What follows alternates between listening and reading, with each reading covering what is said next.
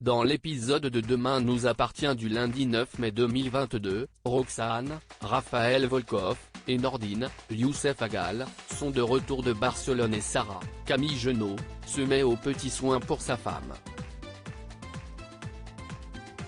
De son côté, Nordine reprend son poste au commissariat. En le voyant, Martin, Franck Monsigny, s'avoue très fier de lui.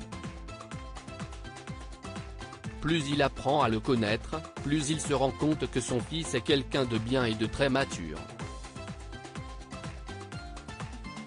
Nordine admet que s'il a accepté d'accompagner Roxane pour sa FIV, si est qu'il sait que sa mère a dû traverser sa grossesse toute seule.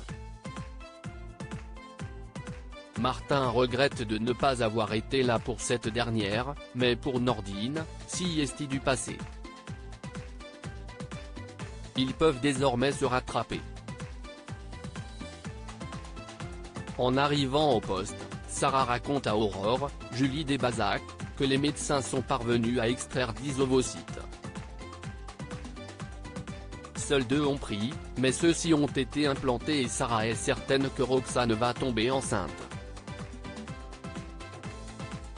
Son enthousiasme est beau à voir, mais celui-ci met la pression à Roxane.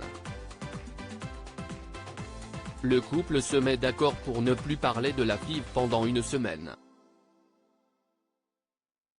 Samuel, Axel Kinner, passe chercher Victoire, Solène Hébert, qui a accepté d'aménager chez lui. En arrivant, la jeune femme découvre que son petit ami a un dressing aussi grand que celui d'une influenceuse.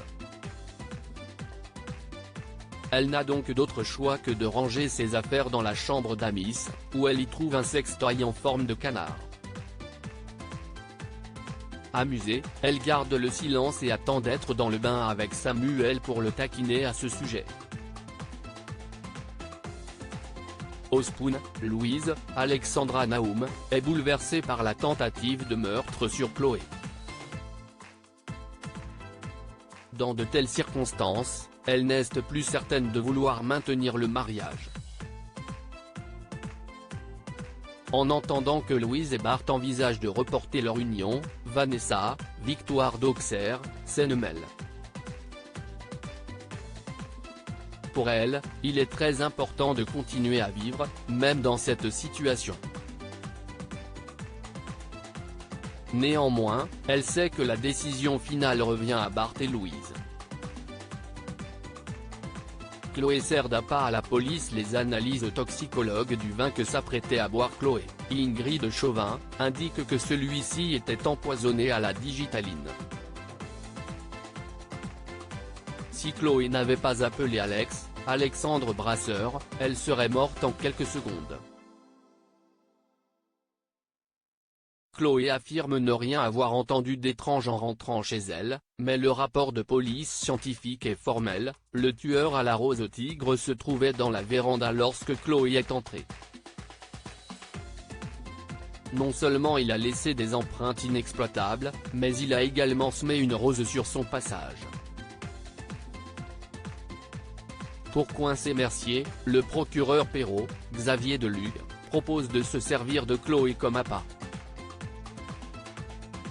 Il présente l'idée à la proviseure du lycée, mais Alex refuse de laisser sa compagne se mettre en danger. Néanmoins, Chloé redoute que le tueur en série ne fasse d'autres victimes et accepte de servir d'appât. Dans un premier temps, Chloé répond aux questions d'un journaliste pour la télévision, le but étant de provoquer Loïs Mercier. La police annonce ensuite une réunion pédagogique à laquelle elle doit assister, afin de l'appâter. En apprenant que son père met Chloé en danger, Raphaël, Jennifer Loret, s'emporte et l'accuse d'agir par orgueil afin de prouver à tous qu'il avait raison au sujet de Loïc Mercier. Sébastien affirme n'agir que pour rendre justice aux victimes de Mercier, mais Raphaël ne veut rien entendre. S'il arrive quoi que ce soit à Chloé, elle ne lui pardonnera pas. tandis que Mercier mord à l'hameçon en découvrant l'interview de Chloé. La proviseure suit à la lettre le plan de la police. Le soir venu, elle sort du lycée et remarque que quelqu'un la suit. Aurore se précipite et plaque le suspect au sol, avant de découvrir, avec stupéfaction, son visage.